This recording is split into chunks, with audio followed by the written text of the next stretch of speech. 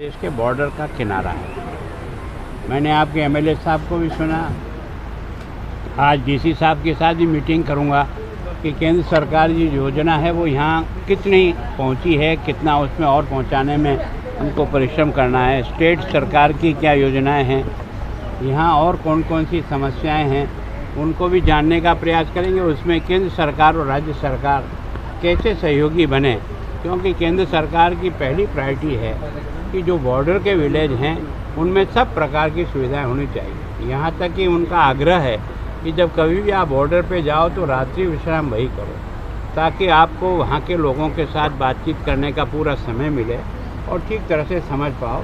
तो कोशिश करेंगे अगली बार कैसे हो सकता है। मैं सोचता हूँ यहाँ आप सब लोगों ने जो स्वागत किया उसके लिए धन्यवाद। और आप कुछ समस्याएं बताई हैं, देखें मैं अगली बार आता हूँ तब तक कितनी हल होती है कितनी नहीं होती है उसका हिसाब करेंगे। तो आज हमारे यहाँ 45वीं बयानी तुरा की जो पोस्ट है शाहपारा सीमा चौकी है, उसमें महामहिम राज्यपाल श्री गुलाब चंद कटारिया का आगमन हुआ। यहाँ उन्होंने हमारे जवानों से इंटरेक्शन किया, उनकी समस्याएं सुनी और उनका मार्गदर्शन किया।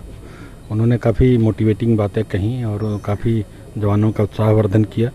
जैसा कि आप जानते हो कि यहाँ जो सीमा चौकियाँ हैं हमारी, ये बहुत ही विषम परिस्थितियों में लोग काम करते हैं और हमारी जो जिम्मेदारी है वो बॉर्डर को सिक्योर करना और बॉर्डर के थ्रू जो हमारे जो सीमा पे जो अपराध होते हैं उन पे लगाम लगानी है। तो इस दिशा में हमारी 45वीं वाहिनी ने बहुत अच्छा काम किया है। पीछे हमने बहुत अच्छे ऑपरेशंस किए हैं और उसमें हमें मादक द्रव्यों के खिलाफ, जानवरों की तस्करी के खिलाफ बहुत बड़े पैमाने पर ऑपरेशन करके न सिर्फ जानवरों को पकड़ा स्मगल होने से, बल्कि हमारे यहाँ जो स्मगलर्स हैं उनके ऊपर भी कठोर कार्रवाई की।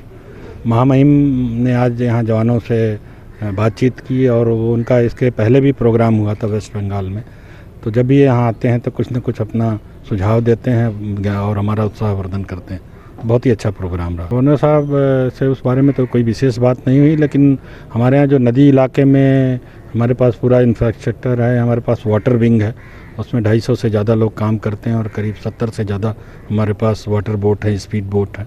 तो हम उस चुनौती का भी अच्छी तरीके से सामना कर रहे हैं और जितने भी ब्रह्मपुत्रा में और जो भी रिवराइन एरियाज हैं सबको हम बहुत ही प्रभावी ढंग से उस पर अपना नियंत्रण और निगरानी रख रहे हैं। मेरा सौभाग्य है कि आज मैं बांग्लादेश के इस बाउंड्री पर आप लोगों के बीच में हूँ।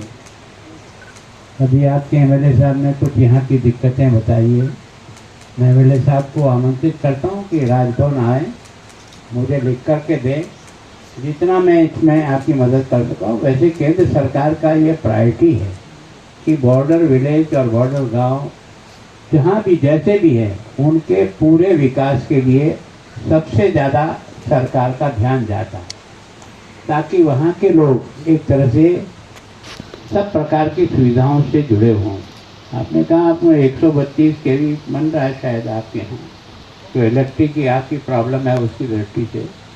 रोड नेटवर्क भी इन पिछले सालों में सारे आसाम में अच्छा बन रहा है, इसमें कोई दो राय नहीं। आप तक नहीं पहुंचा है, आप तक कैसे पहुंचेगा। और ये जो अमृतमाला का जो बात कही है कि सरकार का पूरा ध्यान है कि बॉर्डर एरिया में अधिक से अधिक कनेक्टिविटी कैसे बढ़े, ताकि वहाँ के लोगों को भी सुविधाएं मिले और हमारी जो है, जो आर्मी है, जो हमारी बीएसएफ है, उसको भी मूवमेंट करने में आसानी रहे।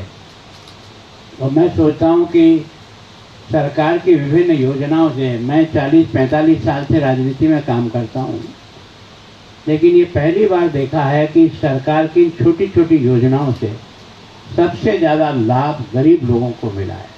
उसमें न जाति है न धर्म है, जो भी उस क्राइटेरिया में आते हैं उन सबको ये सुविधाओं से सरकार ने जोड़ा है। और आप अधिकांश लोग खेती करते हैं, तो मैं सोचता हूँ किसान सम्मान निधि के नाम से मेरी राजनीति के 45 साल में पहली बार सुना है कि किसान के खाते में साल में 3 बार, अगर उसका आधार से लिंक हुआ है, खाता सही है, तो 14 किस्तें, इसका मतलब 28,000 रुपया हिंदुस्तान के 1-2 किसान नहीं, 11 करोड़ किसानों को जाता है। ये शायद पहली ऐसी योजना होगी जो किसान को छोटे मोटे अपने काम के लिए एक तरह से मददगार हो सकती है। कोविड के पहले से जब शुरू हुआ तब से आपने देखा होगा कि लगातार सब लोगों को मुफ्त अनाज, ये हिंदुस्तान दुनिया का पहला देश है जहाँ 80 करोड़ लोगों को हर महीने ये अनाज मुफ्त मिल रहा है। तो सरकार कोशिश कर रही है, सरकार का दायित्व भी है सबसे ज़्यादा जो सबसे तकलीफ में पिछड़ा है उसके ज़्यादा ध्यान रखा जाए।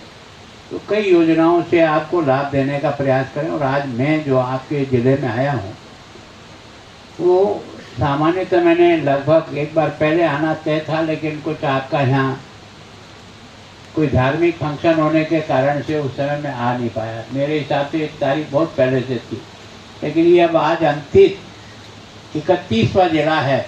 मैं 30 जिले में अब तक इसी के साथ मीटिंग करके ये छोटी छोटी योजनाएं हैं जिनका लाभ उसको मिलना चाहिए, वो कितना मिल रहा है, किस तरह से आगे बढ़ा है, तो उसका लिए देखने का भी प्रयास करता हूँ। राज्य सरकार की विभिन्न योजनाएं हैं, तो मैं सोचता हूँ कि सबकी कोशिश है कि आपके इस तकलीफ़ों को हम कैसे दूर करें।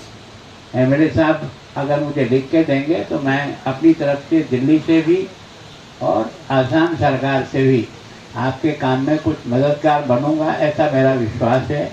आप सब लोगों ने स्वागत किया और मुझे भी आपके यहाँ अंतिम छोर पर यहाँ आने का एक ईश्वर योग से मौका मिला।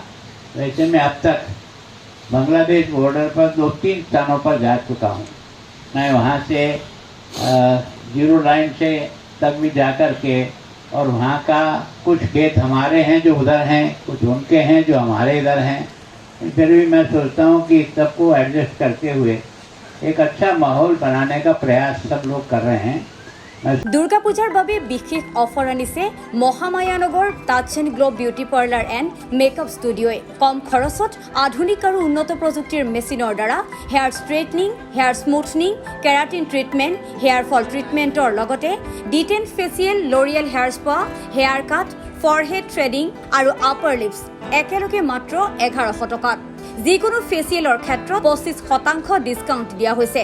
অধিক জানিবলৈ 7086979074 আৰু 7577858124 নম্বৰত যোগাযোগ কৰক।